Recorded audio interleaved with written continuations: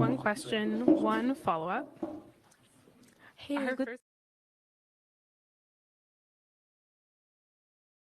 What was going on down there? Well, one of the strangest clips. Freeland is underneath the podium doing something. I'm not going to call it any further. Bizarre stuff going on. So, of course, we're going to talk a little bit more about something we introduced yesterday, which is, of course, is Justin Trudeau's funny money. You get your $250 check in the mail next year, and GST's been canceled on beer and popcorn. I bring that up because, and I'll get to this in a second here. This is classic here. Yes, look at this. Lori Goldstein posted on X. $250 checks are coming. If you're making less than $150,000 a year. Well, I think that's probably most of us. And Chrystia Freeland announced we're giving all Canadians a tax break starting December 14th. Lucky us, eh? We're getting a tax break on beer and popcorn, on liquor, beer, wine, toys, video games, things to keep you distracted, restaurants where we couldn't go during COVID, except, of course, if we had a mask on. But we were allowed to take the mask off at the table because there was like an invisible umbrella, or like, that invisible a shield that used to come down in the Get Smart episodes. Yeah, there was one of those around every table apparently, so COVID couldn't get in. And yeah, I digress though. So what is going on with all this? Why are we getting a GST rebate on beer and popcorn? And where did I get beer and popcorn from? You may recall that when Stephen Harper was dispensing some funds to Canadian families every month, that Scott Reed, the liberal communications guru, who you can still find on CTV with his little words of wisdom, he described that program as the beer and popcorn program. He said Canadians are just going to spend it all on beer and popcorn. And, well, that's exactly what Trudeau is doing with this GST rebate. It's just too funny. Now, why is this all going on? Before we get to the guts of this story, and it's very, very important to see this. No Trump bump. Well, I didn't expect there would be any Trump bump because I think Canadians are not that stupid to think, isn't it great that Justin Trudeau is going to be around to meet Donald Trump again in January? No. So Trump didn't do Trudeau any good. And the NDP, this is the second poll I've seen where the NDP are either ahead of the Liberals or tied with the Liberals for second place. The Liberals are headed for political extinction. And I haven't got it handy, but there's another survey saying 67% of Canadians are fed up with Justin Trudeau. He has a 67% disapproval rate, 26% approval. That's right down there with Brian Mulroney, who saw the Conservative Party reduced to 2 seats when Jean Chrétien won the election. And let me recall here. Yeah. 2000s, early 2000s. So that's where we're headed. That's where the Liberals are headed right now. So why all of these? There's so much happening right now in the news. It's incredible. So why is Trudeau giving us a GST break and sending us another $250 check so we have more money in our pockets? What's going on here? Well, I kind of suspect it might have something to do with Trudeau's problem with India. Now, you recall, this is incredible. This is a major distraction because Trudeau does not want you to know. The updates with regards to Canada's serious allegations against India. A Canadian newspaper made scathing allegations directly against Prime Minister Modi. Canada has issued a statement clearly backtracking.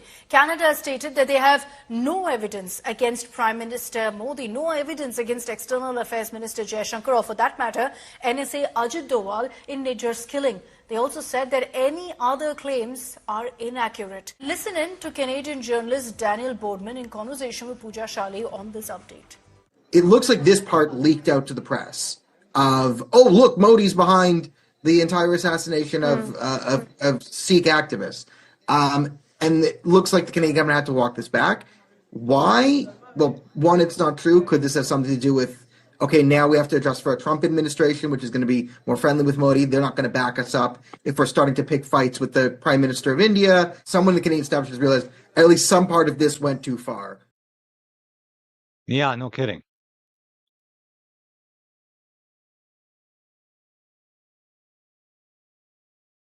Now, let's have a look at this.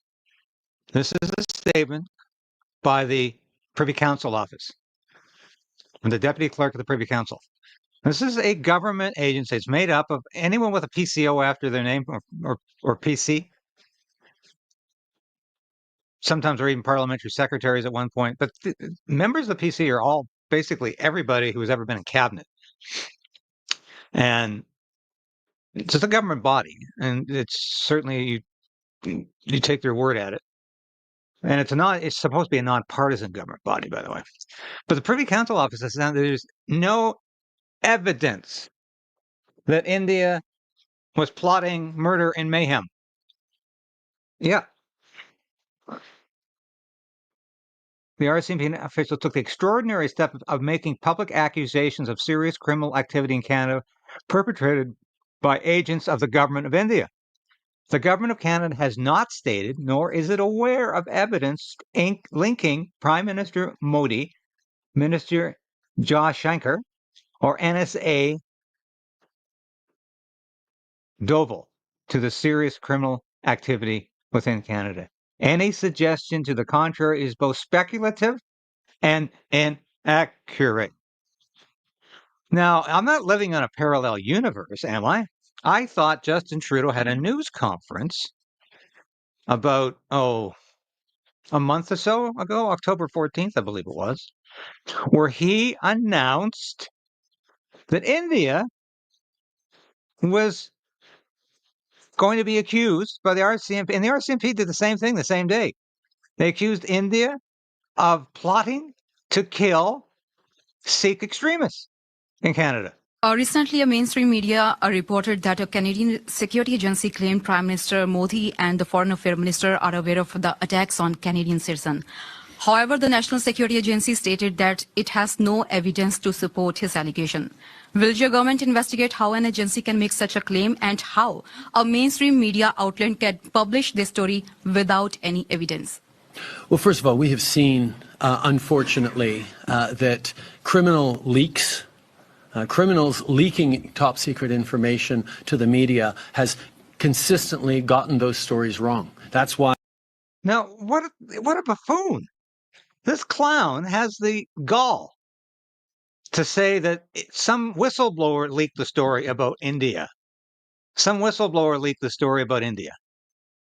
And it wasn't him. This is the clown who had the news conference and made the accusations against India. That guy right there. There is no criminal whistleblower, as he likes to call them, who made these accusations. Trudeau made these accusations. And the RCMP, who are obviously in his pocket, who have become a political organization, made these charges. Well, this is frightening people. Not only is Justin Trudeau flat out lying here, just a bald-faced lie, the RCMP lied. The RCMP is in his pocket. You cannot trust the RCMP anymore.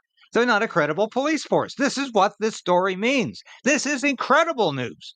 This is the story of the week, that this actually happened. We had a national inquiry into foreign interference that has highlighted that the criminals leaking information to media outlets are unreliable on top of. What a fool. That's not what the Hogue inquiry was about. It wasn't an inquiry into criminal whistleblowers. It was an inquiry into how you, Justin Trudeau, benefited from Chinese interference in 2 elections. That's what the Hogue inquiry was all about, lest we forget. Being criminal.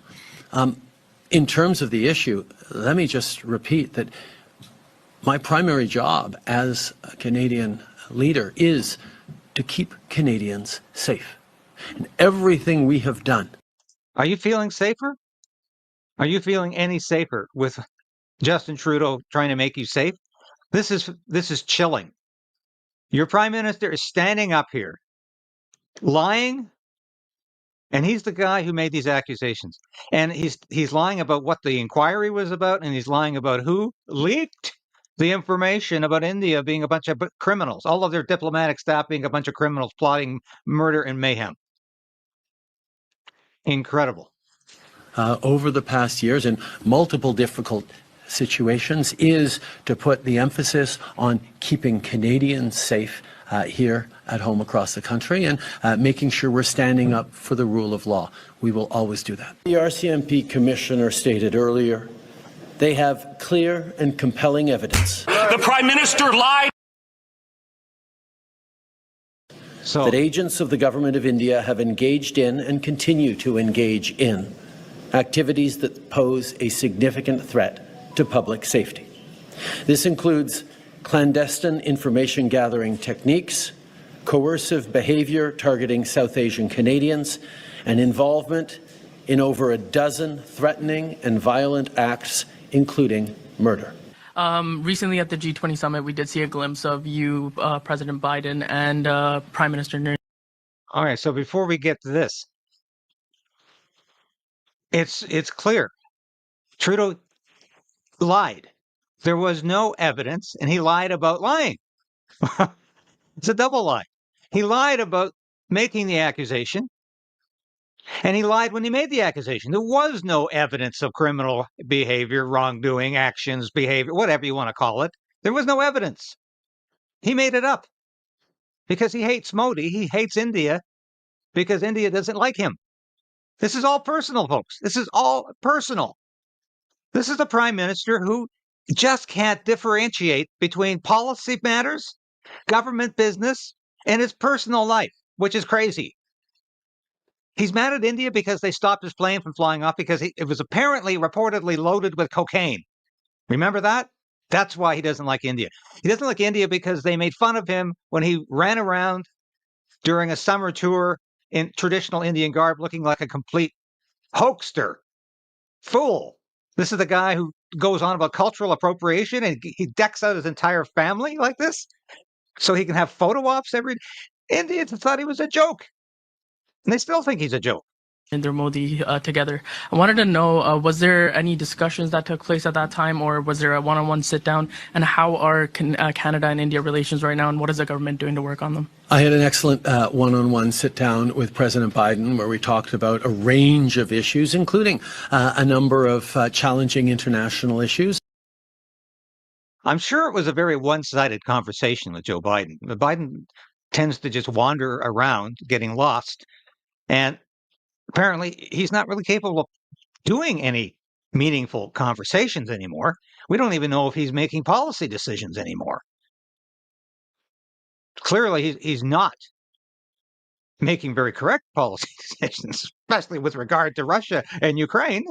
But Trudeau avoided talking about the Modi conversation because Modi probably said, "You stupid son of a bitch," excuse my language, but how dare you make these accusations without any evidence? And how dare you get your national police force up there on the news conference saying the same balderdash, the same BS? How dare you? I'm sure that's the conversation Trudeau had with Modi. Here's Trudeau again at the Hogue inquiry, which, by the way, was all about whistleblowers going after criminal whistleblowers, according to Trudeau. And we had the opportunity of making it a very uncomfortable summit for India if we went public with these allegations ahead of time. We chose not to. We chose to continue to work behind the scenes to try and get India to cooperate with us. Their asks of us was, well, how much do you know? Give us the evidence you have on this. And our response was, well, it's within your security agencies. You should be looking into how much they know. You should be engaging. It's, oh, no, tell us what you know. Show us the evidence. And at that point, it was primarily intelligence, not hard evidentiary proof. Okay, so here he's saying it's intelligence. This is before the Thanksgiving weekend. these accusations against India are based on intelligence, and then it becomes criminal accusation. It becomes legal. He made it up. This is absolutely horrifying. Why did he make it up? Why do you think? Because Trudeau is in the pocket. He's in the bag for Khalistani terrorists in this country. And he really is afraid to say anything to upset his Khalistani terrorists. And who are the Khalistani terrorists? Well, I don't know if these particular people, I don't know who these particular people are, but this was a demonstration in Surrey over a week ago. I've shown this clip before. These are the kind of people Justin Trudeau wants to support. Palestine, this is our country. You are from Europe. We are owner of this country. Go back to Europe. Go back to England. Deport our England people. You go back to Europe. You are not Canadian. We are Canadian. This is our country. You are invaders. We are native Indian. You go back. Go back. You white people, go back to your Europe. Go back to your England. We are owner of this country, you white people. This is our country. How nice. Now that is the crowd that Justin Trudeau is trying to appease and trying to make happy. Not you and I, not normal Sikhs who just want to work and raise their families. No, Khalistanis who are actively working for a separate state. And if you want a separate state, go back to where you came from then. I mean, don't bring your problems here. And that goes for anybody, regardless of ethnicity, colors of skin, country of origin. I don't care. If you've got problems back where you came from, go back there and solve them. Or try to solve them. But don't try to solve them here and bring Canada into this mess. Now, I want to get to something I should have got to yesterday, but the real reason Employment Minister Randy Bossenault, Member of Parliament for Edmonton Centre, the real reason he stepped away from his job as minister, the real reason he resigned, the real reason Trudeau had to fire him, it wasn't just about the fact he lied about his Aboriginal ancestry, which was big eagle, big lie. No, it's because there's a criminal investigation going on about his business activities and being a minister at the same time. Investigative correspondent Krista Hesse was first to report on the questionable practices of Bossenault's former company and business partner. She filed multiple stories about it, and she's with me now to explain the new allegations that Edmonton police are investigating. Krista. Donna, we've been reporting on Bossenault's business dealings for 7 months. Today's exit from cabinet comes after our latest reporting that Edmonton police are investigating Bossenault's former company and business partner. The company once owned by Minister Bossenault is under investigation by Edmonton police on fraud allegations. Bossenault co-founded Global Health Imports, or GHI, a medical supply company, in 2020, after he had been defeated in the 2019 federal election. He was re-elected in 2021, though, and it's after that that things get complicated. In 2022, according to court documents, Global Health Imports entered into a contract to sell $3 million worth of gloves to a U.S. company called 4M Medical.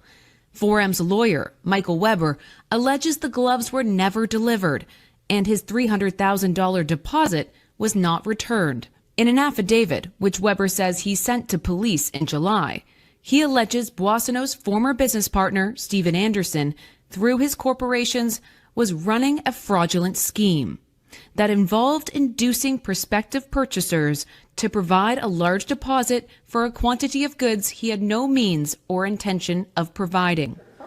Bossenault says he resigned from GHI in the fall of 2021 following his re-election, but he continued to own a 50% stake in the business until June of this year. Ministers are allowed to own shares in a private company, but it is illegal for them to manage the business while in office. Court evidence shows Anderson texted Weber, the American 4M medical lawyer, twice in September 2022, telling Weber that he was consulting someone named Randy about the deal. Weber said Anderson told him Randy was a partner at GHI and a member of parliament. Bossenault says he's had nothing to do with the company since 2021. If Mr. Anderson is using my name without my knowledge, which, I never gave him permission to do that, then he should share that. In a statement, Bossenault's office tells us he has never been contacted by Edmonton Police or any other law enforcement agency regarding global health imports or Mr. Anderson. Neither Anderson or his lawyer have responded to our request for comment. So far, no one has been charged in the criminal investigation, but it is active.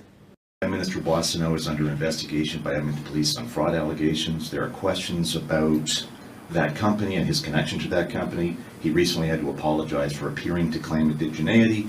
Can you explain to Canadians then who've been reading all these reports why you still have confidence in Minister Bossenault? Minister Bossenault has addressed these and will continue to answer directly for those. In the meantime, I'm happy that he is continuing to lead on issues around jobs and employment and represent Alberta in our government. Later today, Minister Haidu is going to testify at a Commons Committee on Indigenous procurement programs. One of the issues that's being raised is some companies are falsely claiming indigeneity in order to access these procurement programs.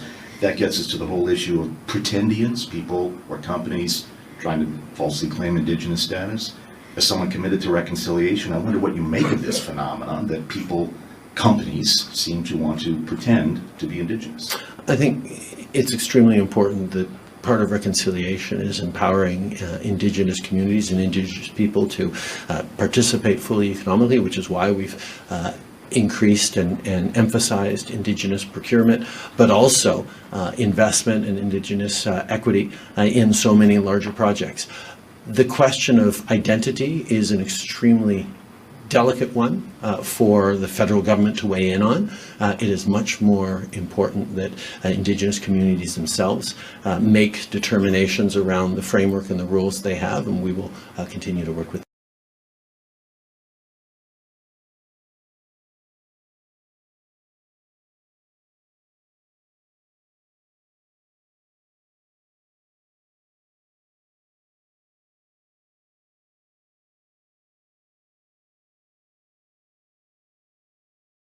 Yes, so Randy stepping away while the police continue their criminal investigation.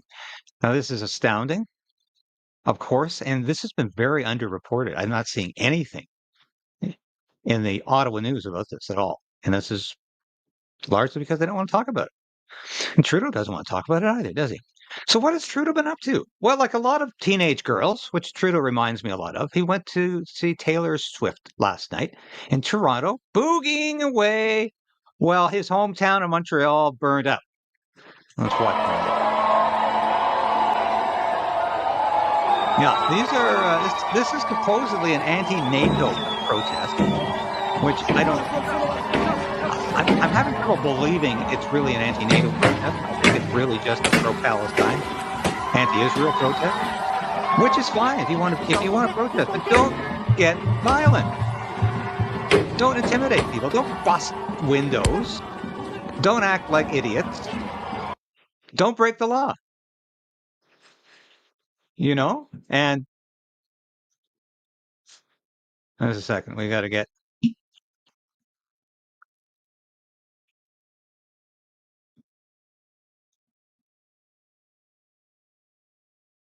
And I've got to get my. Sorry. Yeah. Now I want to find my clip here. Sorry. Bear with me for a second. Because we want it.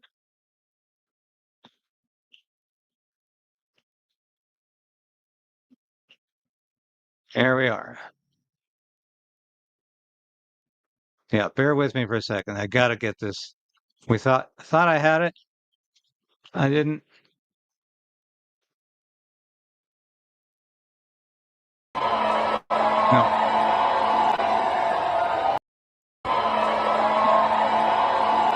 No, that's not what we were. Sorry. We want to get this. We want you to see this. I definitely want you to see this.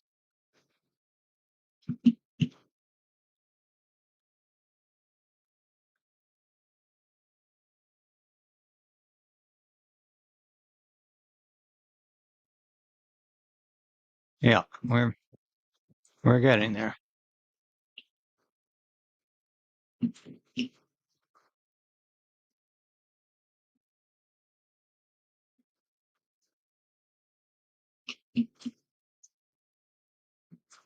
And I don't know why we're not getting this clip up. Anyway, Trudeau went to Taylor Swift concert. You've seen the cringe-worthy moments where he's boogieing away. Well, Montreal is going through this. 3 arrested at Palestinian anti-NATO protest. I don't believe for a minute that this was anything to do with NATO, which you know my opinion on NATO right now. I don't think NATO should be around anymore. It's an organization without a clear or rational objective. There we are. There's Trudeau. There's Trudeau. I'm looking for this. Sorry, folks. I had it mislabeled. That is our moment with Justin Trudeau. Do you feel sorry for his daughter? I mean, do you feel sorry for the kids in the family? I mean, we'll watch this again. It's just unforgettable. But there he is. Now, if you had a father like this, there you go.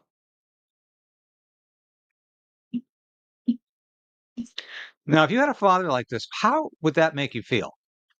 I mean, she looks absolutely embarrassed, to be polite about it. She looks completely embarrassed here, and I'm sure she is. But Justin Trudeau, while he's boogieing away at a Taylor Swift concert, Montreal is burning down. Now, what do you think is going to happen to all these people? What do you think is going to happen to all of these people? Yeah. What do you think is going to happen to these people? 3 arrested. I bet you they're out already because, hey, no big deal. But if you're a Freedom Convoy participant, watch out. Now, this shocked me. Pat King found guilty of mischief for role in Freedom Convoy. And don't put Freedom Convoy in quotation marks. It was a Freedom Convoy. I was there. I was there covering it. And so Pat King could get 10 years. 10 years in jail. I don't think he's going to get 10 years, but if he even gets 1 day in jail, it's an outrage. And he should not have been convicted of mischief charges. This should never have gone to court. And of course, the first thing I'm thinking of is this going to have any impact on Tamara Leach and Chris? Is it going to have any effect on their trial? I mean, the prosecution has done an absolutely abominable job of attempting to prove any mischief went on, attempting to show any violence went on. So I'm not at all I'm not at all believing that any judge is going to find them guilty of mischief. But we live in Trudeau's Canada, don't we?